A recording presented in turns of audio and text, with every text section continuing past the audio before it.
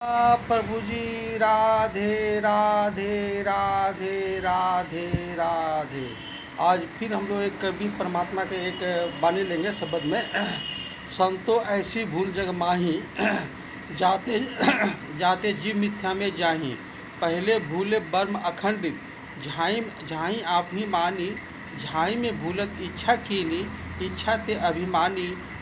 अभिमानी करता हुए बैठे, नाना ग्रंथ बनाया।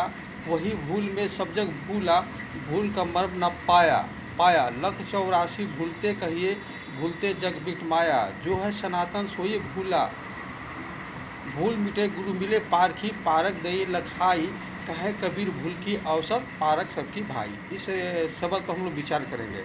कबीर परमात्मा बोलते हैं कि संतों को बोल रहे हैं, ये साधु को नहीं बोल रहे हैं। साधु उसे कहते हैं जो साधना कर रहा है, ठीक है। पहला क्लास का भी विद्यार्थी हो या एमए क्लास का विद्यार्थी हो, हम लोग दोनों को विद्यार्थी ही बोलेंगे। तो जो साधना कर रहा है उसको हम लोग साधु करेंगे, साधु कहेंगे। और जो साधना करते हुए पराकाष्ठा में पहुंच गया तो उसको हम लोग संत कहेंगे, ठीक है। चाह गई चिंता मिटी, मनुआ बेपरवाह, जिनको कछु न चाहिए वो हो गए शहंशाह। तो कबीर परमात्मा बोलते हैं कि संतो ऐसी भूल जग माही, जाते जीव मिथ्या में जाही। पहले भूले ब्रह्म अखंडित, ब्रह्म माने परमात्मा। तो परमात्मा जब था अकेला था, ठीक है, प्रकृति उसके अंदर नहीं था, ठीक है।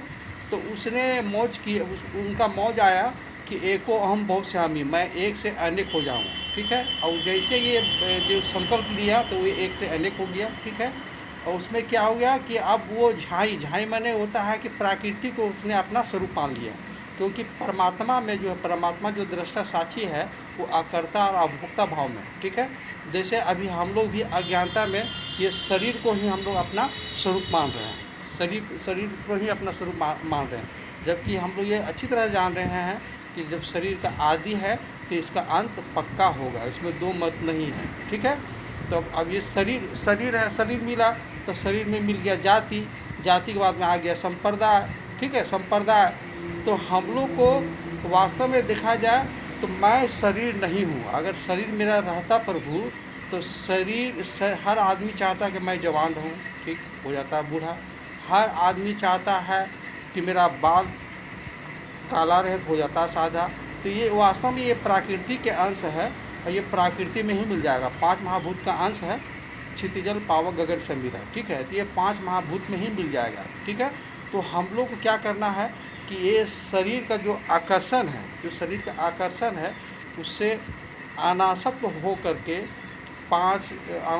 करके हमको परमात्मा और आत्मा से प्रेम करना है। अब परमात्मा आत्मा दोनों एक है, वो ज़्यादा भेद नहीं है कि वो कोई टुकड़ा है। इसमें बोला जल बीचे कुंभ बीचे जल, भीतर बाहर पानी, फूटा कुंभ जल ही समाना या तो पूजो ज्ञानी। कबीर परमात्मा बोलते हैं कि एक तालाब है, तालाब में घड़ा को डुबा दिए, ठीक है। तो घड़ा जब डुबा दिए तो घड़ा के अंदर में भी पानी है, बाहर में भी पानी है, ठीक है। तो और फिर क्या कीजिए कि घड़ा को फोड़ दीजिए। तो जब घड़ा को फोड़ दिए तो क्या हुआ, पानी में पूरा मिल गया, ठीक है। तो परमात्मा सर्वव्यापक है, तो आपके अंदर में भी वही है और बाहर में भी वही है, ठीक है।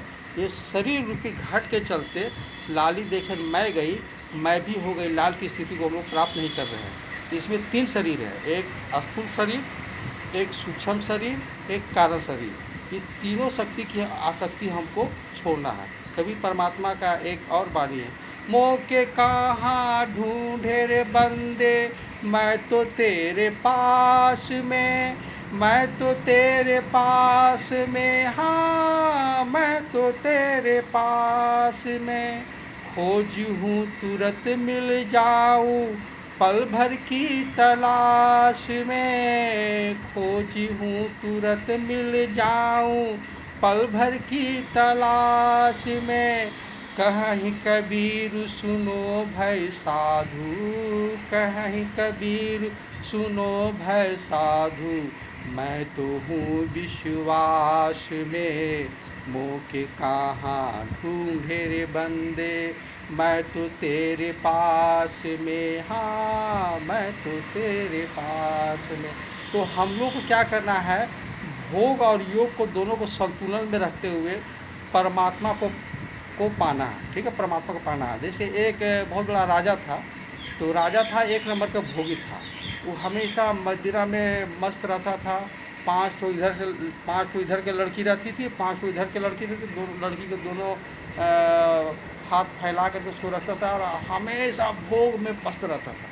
अब इतना भोगी था कि भोग करते करते वहाँ से अब उसको आनंद समाप्त हो गया। अब वहाँ से उसका क्या होता है कि बैराग आता है। सोचता है ना, भोग में अब आनंद नहीं है, अब परमात्मा का भक्ति किया जाए, परमात्मा को पाया जाए। तो उसने क्या हुआ कि वो गौतम बुद्ध के शरण में जाते हैं। तो गौतम बुद्ध के जब शरण में जाते हैं तो उनको दीक्षा दिया जाता है। ठीक है, तो वो राजा क्या करते हैं कि योग में जब जाते हैं तो कोई व्यक्ति एक दिन का उपवास कर रहा था, ये क्या कर रहे हैं 5 दिन का उपवास कर रहा है। कोई व्यक्ति देख रहा है कि चप्पल पहन के चल रहा है, तो ये क्या रहा खाली पैर ही चल रहा है। ठीक है, तो ऐसा करते करते राजा क्या हुआ, राजा जब शरीर पूरा सूख गया, पतला दुबला हो गया, और ये बात गौतम बुद्ध के बात पहुंचा। तो गौतम बुद्ध उनके पास आए, उनका जब शरीर देखा तो अब उनको अजूबा लगा, तो बोला ये कैसे हुआ। लेकिन राजा क्या था कि राजा एक नंबर का मतलब संगीतकार था, और वो सितार बजाता था, सितार। तो गौतम बुद्ध पूछा कि सितार कैसे बजता है। तो बोला अगर उसको तार को अगर पूरा टाइट कर दिया जाए तो क्या बजेगा। तो बोला नहीं, तार को अगर पूरा टाइट कर दीजिएगा तो वो तार टूट जाएगा। अगर तार को अगर ढीला कर दिया जाए तो बजेगा, अगर ढीला कर दिएगा तो भी नहीं बजेगा। तो ना तो ज़्यादा टाइट करना है, ना तो ज़्यादा ढीला छोड़ना है, बीच में कीजिएगा तब संगीत बजेगा। तो बोला प्रभु, तो आप क्या कर रहे हैं, आप क्या कर रहे हैं, आप क्या कर रहे हैं। आप पहले भी जब भोग में थे तो पूर्ण रूप से भोगी बने हुए थे, और अभी आप योग में हैं तो योग में भी आप इसी तरह कर रहे हैं। तो हम लोग को क्या करना है, परमात्मा का भक्ति करते हुए जीवन मरण का जो चक्र है उसे छुड़ाना है। आए तो हरि भजन को फूटन लगे कपाल। तो हंसते रहिए, मुस्कुराते रहिए, प्रेम बांटते रहिए।